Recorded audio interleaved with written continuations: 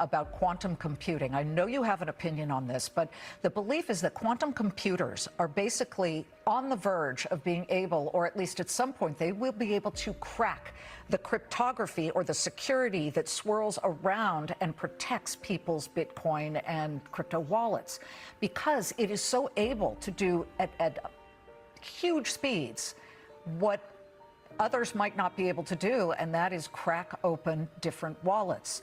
Tell me why you're not concerned about quantum.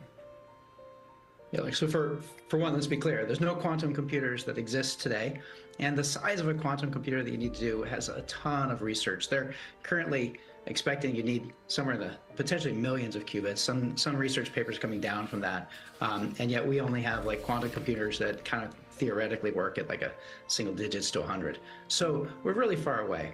But I think this is actually really good news for the digital asset industry, which is that at this point, the new investors that are coming in with potentially billions of dollars of their money, their clients' money, et cetera, look, if you're going to put $1 billion investment down, you need to know that everything is rock solid. So you go down and you look under every stone and make sure that there's no risks that are going to leave you in trouble.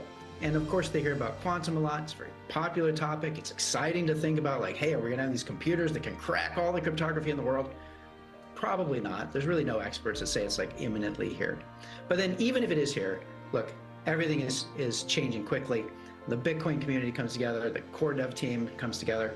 We're building technologies today which solve this problem. So at Bitgo, we already have it launched, actually. We have a quantum resistant wallet, we call it. It's not perfect. There's more changes that need to happen. Well, what's in it? How do you make a quantum resistant wallet if quantum isn't quite there yet to at least even try and crack in? Great question. So when your assets are stored at rest, actually the way they're stored, they're not vulnerable. When you go to spend those coins, certain parts of the cryptography, a public key gets exposed, which potentially a quantum computer could crack later. We've modified the way our wallet works so that we just never leave those public keys around, so that your assets are all in these hashed addresses that are not quantum vulnerable. So what it means is that you could put your money in right now, and if a quantum computer is invented tomorrow, you're not at risk.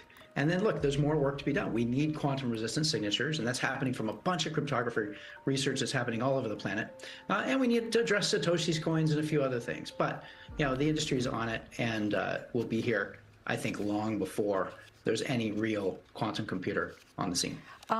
Thanks, Mike. And when you talk to Satoshi, can you tell him we'd love to have an interview? I'll let him know. Thanks. It's a pleasure to see you, Mike. Mike Belshie of Bitgo. I love this. This is a quantum-proof wallet that they've created. That's